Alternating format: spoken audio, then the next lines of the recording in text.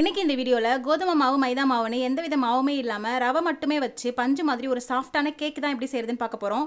இது செய்யறது ரொம்பவே ஈஸி. இப்போ வாங்க இது எப்படி பண்ணுறதுன்னு பார்க்கலாம். இந்த மாதிரி ஒரு மிக்ஸி ஜார் எடுத்துக்கோங்க. இதில் நம்ம ரவையை சேர்த்துக்கலாம். அதுக்கு நான் இங்கே 1/2 கப் ரவை எடுத்து வச்சுருக்கேன். இப்போ இதில் சேர்த்துக்கலாம். வறுத்த ரவை வறுக்காத ரவை ரெண்டுலேயுமே இந்த கேக் நீங்கள் செய்யலாம். நான் இங்கே கம்மியான அளவு தான் கேக் செய்ய போகிறேன். அதனால் 1/2 கப் ரவை எடுத்திருக்கேன். உங்களுக்கு வேணும்னா இந்த அளவுகளை அதிகப்படுத்தி எடுத்துக்கோங்க. இப்போ இது கூட 1/4 கப் பால் சேர்த்துக்கோங்க. இது நல்லா காய்ச்சி ஆற வச்ச பால் சேர்த்துக்கோங்க. இப்போ இது கூட நம்ம சுகர் சேர்த்துக்க போகிறோம். 1/4 கப் சுகர் எடுத்து வச்சுருக்கேன். இப்போ இதையும் இதில் சேர்த்துக்கலாம். 1/2 கப் ரவைக்கு 1/4 கப் சுகர் கரெக்டாக இருக்கும். சுகர் சேர்த்ததுக்கு அப்புறமா இதில் 2 டேபிள் ஸ்பூன் தயிர் சேர்த்துக்கோங்க. இந்த தயிர் நல்லா புளிக்காத தயிராக பார்த்து எடுத்துக்கோங்க. இப்போ இதில் 2 டேபிள் ஸ்பூன் ஆயில் சேர்த்துக்கோங்க. நான் இங்கே சன்ஃப்ளவர் ஆயில் எடுத்திருக்கேன். நீங்களும் வாசனை இல்லாத ஆயிலாக பார்த்து எடுத்துக்கோங்க. கடலெண்ணெய் தேங்காய் இந்த மாதிரி வாசனை இருக்கிற ஆயில் சேர்த்து செய்ய வேண்டாம். இது கூடவே 1/4 டீஸ்பூன் வெனிலா எசன்ஸ் சேர்த்துக்கோங்க. உங்ககிட்ட வெனிலா எசன்ஸ் இல்லைனா நீங்கள் ஏலக்காய் பவுடர் கூட சேர்த்துக்கலாம். டேஸ்ட் நல்லா தான் இருக்கும். இப்போ இது எல்லாத்தையும் சேர்த்ததுக்கு அப்புறமா ஒரு மூடி போட்டு மூடி இதை நல்லா நைஸாக அரைச்சி எடுத்துகிட்டு வந்துக்கலாம். இப்போ இந்த மாதிரி நைஸாக அரைச்சி எடுத்துகிட்டு வந்தாச்சு. இப்போ இதை வேறு ஒரு பவுலுக்கு மாற்றி வச்சிடலாம். இது ஒரு 10 நிமிஷம் அப்படியே இருக்கட்டும். இப்போ ஸ்டவ் ஆன் பண்ணி இந்த மாதிரி ஒரு குக்கர் வச்சுக்கோங்க. குக்கருக்கு உள்ளே இந்த மாதிரி ஒரு ஸ்டாண்ட் வச்சுக்கோங்க. உங்ககிட்ட ஸ்டாண்ட் இல்லைனா ஒரு பிளேட் இல்லைனா ஒரு குட்டி பவுலை கூட நீங்கள் கவுத்து வச்சுக்கலாம். இப்போ இது ஒரு 10 நிமிஷம் ப்ரீ ஹீட் ஆகி வரட்டும். ஸ்டவ்வை லோ ஃப்ளேம்லேயே வச்சுக்கோங்க. இது 10 நிமிஷம் இந்த குக்கர் சூடாகி வரட்டும்.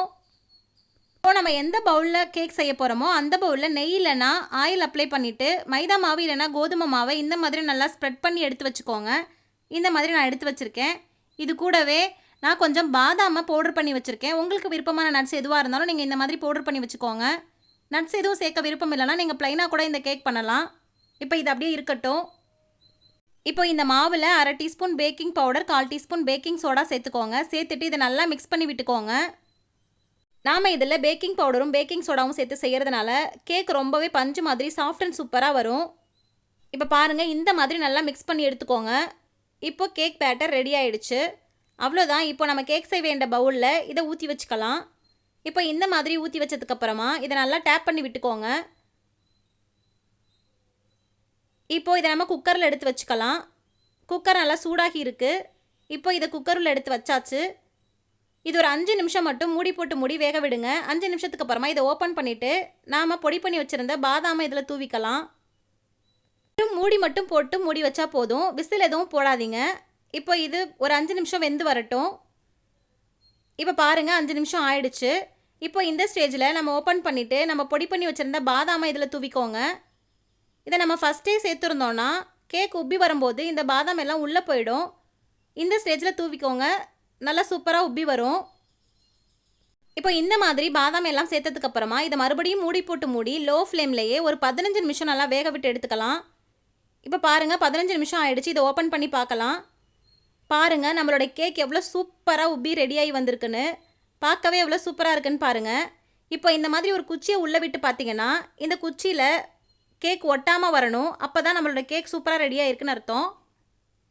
இப்போ இதை கீழே எடுத்து வச்சுட்டு நல்லா ஆற விட்டுருங்க. இது கொஞ்சம் நேரம் ஆறி வந்ததுக்கப்புறமா நம்ம ஒரு பிளேட்டுக்கு மாற்றி வச்சுக்கலாம்.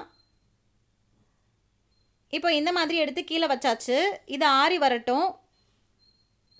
உங்கள் குழந்தைங்க கேக் கேட்டால் இனிமேல் கடையில் வாங்கி கொடுக்காம இந்த மாதிரி வீட்டில் இருக்கிற பொருட்களை வச்சு சிம்பிளாக செஞ்சு கொடுங்க. அவங்க ரொம்பவே விரும்பி சாப்பிடுவாங்க.